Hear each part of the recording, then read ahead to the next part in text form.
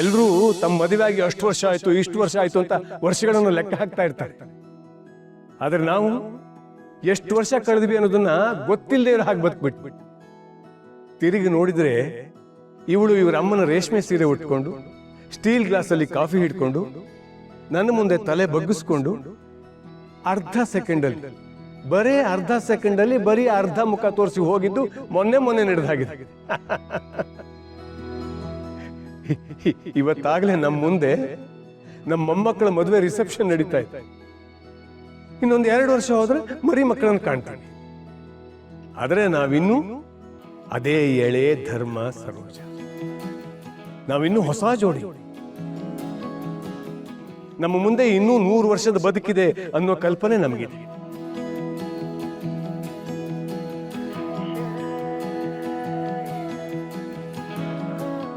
ಸರೋಜ,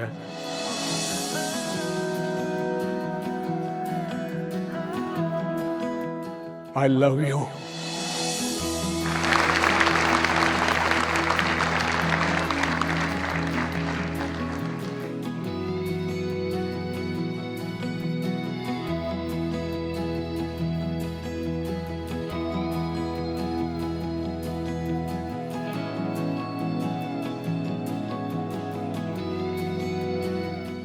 ಮಾತು ಮನಸ್ಸಲ್ಲಿ ತುಂಬ ದಿನ ಇರಬಾರ್ದು ಅಂದ್ಬಿಟ್ಟವ್ರೆ. ಅದು ಹಾಗೆ ಉಳ್ಕೊಂಡ್ರೆ ಮನ್ಸು ಭಾರ ಆಗುತ್ತೆ. ಆ ಭಾರನ ಹೊತ್ಕೊಂಡು ನೀವು ಖುಷಿಯಾಗಿರೋಕ್ಕಾಗಲ್ಲ. ಏನಿದ್ರು ಹೇಳಿ.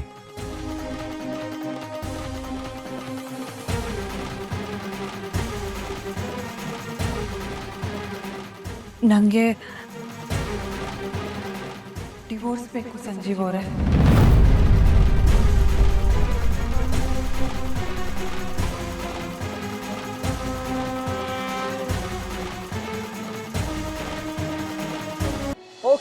Okay I am back. ಈಗ ನಾನು 10 ಕೌಂಟ್ಸ್ ಮಾಡೋದ್ರೊಳಗಡೆ ಒಬ್ಬೊಬ್ಬರಾಗೆ ಸ್ಟೇಜ್ ಮೇಲೆ ಬರಬೇಕು. 10, 9, 8, 7. ಇವಾಗ ನಮ್ಮಪ್ಪ ಗಿರಿಧರ್ ಅವರು ವಿಮಲಾ ಅವ್ರಿಗೆ ಪ್ರಪೋಸ್ ಮಾಡ್ತೀರಾ ಅಥವಾ ನಮ್ಮಮ್ಮ ವಿಮಲಾ ಅವರು ಗಿರಿಧರ್ ಅವ್ರಿಗೆ ಪ್ರಪೋಸ್ ಮಾಡ್ತೀರಾ? ನಾನ್ ಮಾಡ್ತೀನಿ. ವಾವ್, ಸೂಪರ್ ದೊಡ್ಡಪ್ಪ. ದೊಡ್ಡಮ್ಮ, ಇವರು ಮೊದಲು ಯಾವಾಗ್ಲಾದ್ರೂ ಆಲ್ರೆಡಿ ಪ್ರಪೋಸ್ ಮಾಡಿದ್ರ ಅಥವಾ ಇದೇ ಫಸ್ಟ್ ಟೈಮಾ? ಮದ್ವೆ ಆಗ ಹೊಸ್ತ್ರಲ್ಲಿ ಯಾವ್ದೋ ಸಿನಿಮಾ ನೋಡ್ಕೊಂಡ್ ಬಂದು ಹುಚ್ಚುಚ್ಚಂಗ್ ಆಡ್ತಿದ್ರು ಕಣೋ, ಅದಾದ್ಮೇಲೆ ಇವತ್ತೇ. ವಿಮಲಾ ವಿಮಲಾ ವಿಮಲಾ, ನೀನು ನನ್ನ ಲೈಫಲ್ಲಿ ಬಂದ್ಮೇಲೆ ಅರಳಿತು ಸಂತೋಷದ ಕಮಲ. ನಾನು ನಿನಗೆ ಪ್ರೀತಿ ಕೊಟ್ಟೆ, ನೀನು ನನಗೆ ಮುತ್ತಿನಂತ 3 ಮಕ್ಕಳು ಕೊಟ್ಟೆ. I love you, I love you, I love you.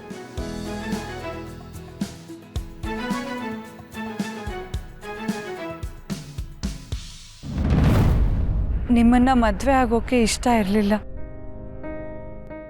ನಾನು ಒಪ್ಕೊಂಡಿದ್ದು ತಾತನ ಒತ್ತಾಯಕ್ಕೆ. ನಿಮಗೂ ಗೊತ್ತು, ಎಲ್ರೂ ಹೇಳ್ತಾರೆ ಹೊಂದ್ಕೊಂಡೋಗಿ ಎಲ್ಲ ಸರಿ ಹೋಗುತ್ತೆ ಅಂತ.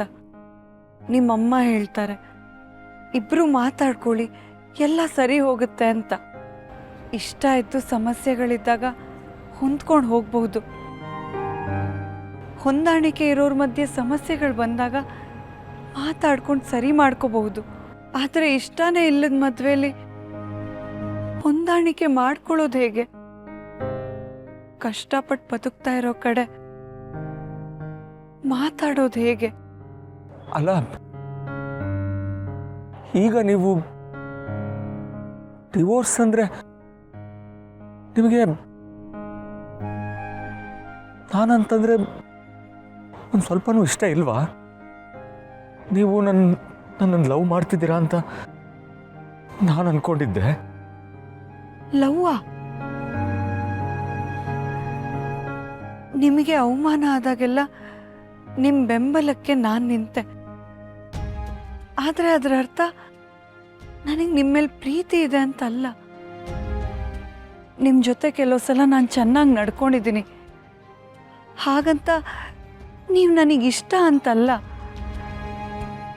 ನಿಮಗಾಗೋ ಅವಮಾನಗಳನ್ನು ನಾನೊಬ್ಬ ಮನುಷ್ಯಳಾಗಿ ಸಹಿಸೋಕ್ಕಾಗಲಿಲ್ಲ. ನಿಮ್ಮ ಜೊತೆ ನಾನು ಒಂದೆರಡು ಸಲ ನಗ್ತಾ ಮಾತಾಡಿರೋದು ನೀವು ನನ್ನ ಹಾಗೆ ಒಬ್ಬ ಮನುಷ್ಯ ನಿಮ್ಮ ಮೇಲೆ ಕೋಪ ಮಾಡ್ಕೊಳ್ಳೋದ್ರಲ್ಲಿ ಅರ್ಥ ಇಲ್ಲ ಅಂತ ಅಷ್ಟೆ. ನಾನೇನಾಗಬೇಕು ಅನ್ನೋದನ್ನು ನಾನೇ ನಿರ್ಧಾರ ಮಾಡಬೇಕಿತ್ತು. ಆದರೆ ಇಲ್ಲಿ ನನ್ನ ತಾತನ ನಿರ್ಧಾರಕ್ಕೆ ಸಂದರ್ಭಗಳು ಸಾಥ್ ಕೊಡ್ತು. ನನಗೇನು ಬೇಕು ಅನ್ನೋದನ್ನು ನನ್ನ ತಾತನೇ ಅರ್ಥ ಮಾಡ್ಕೊಳ್ಳಿಲ್ಲ ಅಂದಮೇಲೆ ನಿಮಗೆ ನಿಮ್ಮ ತಾಯಿಗೆ ಹೇಗೆ ಅರ್ಥ ಆಗುತ್ತೆ ಹೇಳಿ? ಅದಕ್ಕೆ ಪ್ರತಿ ಸಲ ನನ್ನ ಮೂಮೆಂಟ್ಸ್ನ ನೀವು ನಿಮ್ಮಮ್ಮ ಎಲ್ಲರೂ ಅಪಾರ್ಥ ಮಾಡ್ಕೊಂಡಿದ್ದೀರ. ಇದರಲ್ಲಿ ನನ್ನ ತಪ್ಪಿಲ್ಲ, ನಿಮ್ಮದು ತಪ್ಪಿಲ್ಲ. ಬೇರೆಯವರು ನಮ್ಮಿಬ್ಬರ ಮಧ್ಯೆ ಬಂದು ಒಂದು ಚೈನ್ ರಿಯಾಕ್ಷನ್ ಆಗಿ ಇಲ್ಲಿ ತನಕ ಬಂದಿದ್ದೀವಿ. ಆ ಸರಪಳಿಗೆ ನಮ್ಮಿಬ್ರು ಕುತ್ತಿಗೆ ಕೊಡೋದು ಬೇಡ ಸಂಜೀವ್ ಅವರೇ. ಆ ಚೈನ್ ಬ್ರೇಕ್ ಮಾಡಬೇಕು ಅಂತ ನಾನು ಡಿಸೈಡ್ ಮಾಡಿದ್ದೀನಿ. ನನಗೆ ಡಿವೋರ್ಸ್ ಬೇಕು ಸಂಜೀವ್ ಅವರೇ.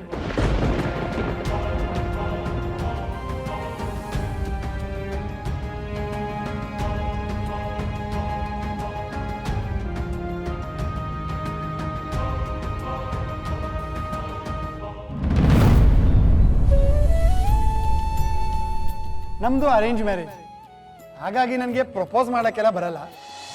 ನನಗೆ ಅನ್ಸಿದ್ದನ್ನ ಅನ್ಸ್ದಾಗ ಹೇಳ್ತೀನಿ.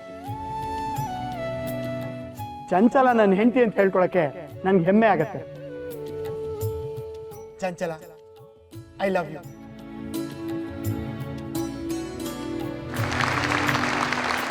ಅಪ್ಪ ಇದನ್ನ ನಾನು ಒಪ್ಪಲ್ಲ. ಇನ್ನೊಂದು ಸ್ವಲ್ಪ ವೆರೈಟಿಯಾಗಿ ಹೇಳಿದ್ರೆ ಚೆನ್ನಾಗಿರೋದು. ಸುಮ್ನಿರ. ಸುಶಾಂತ್, ಅಲ್ಲಿ ಫುಡ್ ಸ್ಟಾಲಲ್ಲಿ ವೆರೈಟಿ ಆಗಿ ಫುಡ್ ರೆಡಿ ಇದೆ, ದಯವಿಟ್ಟು ನಮ್ಮನ್ನಂತೂ ಬಿಟ್ಬಿಡಪ್ಪ ನೀನು. ನಾನು ಶ್ರೀಮಂತರ ಮನೆ ಮಗಳು, ನೀವೊಬ್ಬ ಹಳ್ಳಿಲಿ ಸ್ಕೂಲ್ ಟೀಚರು, ನಾನು ಬಂಗ್ಲೆಯಲ್ಲಿ ವಾಸ ಮಾಡೋಳು. ನೀವು ಹಳ್ಳಿಲಿ ಸಣ್ಣ ಮನೇಲಿದ್ದೀರಾ, ನಾನು ನಿಮಗಿಂತ ಚೆನ್ನಾಗಿ ಓದಿದ್ದೀನಿ. ಇದು ಯಾವ ಕಾರಣಗಳಿಂದನೂ ನಿಮ್ಮ ಹತ್ರ ನಾನು ಡಿವೋರ್ಸ್ ಕೇಳ್ತಾ ಇಲ್ಲ ಸಂಜೀವ್ ಅವರೇ. ನಾನು ನಿಮ್ಮನ್ನ ಇಷ್ಟಪಟ್ಟು ಮದುವೆ ಆಗಿದ್ದಿದ್ರೆ ಅಥವಾ ನಮ್ಮಿಬ್ಬರದ್ದು ಲವ್ ಮ್ಯಾರೇಜ್ ಆಗಿದ್ದಿದ್ರೆ ನನಗಿದು ಯಾವುದು ಮ್ಯಾಟ್ರ್ ಆಗ್ತಿರ್ಲಿಲ್ಲ. ನೀವು, ನಿಮ್ಮಮ್ಮ, ಕುಮುದ ಆಂಟಿ, ಮಹೇಶ್ ಅಂಕಲ್, ಚಂದ್ರಿ ಎಲ್ಲರೂ ತುಂಬ ಒಳ್ಳೆಯವರು. ನಿಮ್ಮೂರು ಕೂಡ ತುಂಬ ಚೆನ್ನಾಗಿದೆ, ಜನ ಒಳ್ಳೆಯವರು, ಯಾರ ಮನಸ್ಸಲ್ಲೂ ಕೆಟ್ಟದ್ದಿಲ್ಲ. ನನಗೆ ನಿಮ್ಮ ಮೇಲೆ, ನಿಮ್ಮ ಮನೆಯವ್ರ ಮೇಲೆ, ನಿಮ್ಮ ಊರಿನ ಮೇಲೆ ತುಂಬ ಗೌರವ ಇದೆ. ಆದರೆ ಐ ಡೋಂಟ್ ಡಿಸರ್ವ್ ಯು.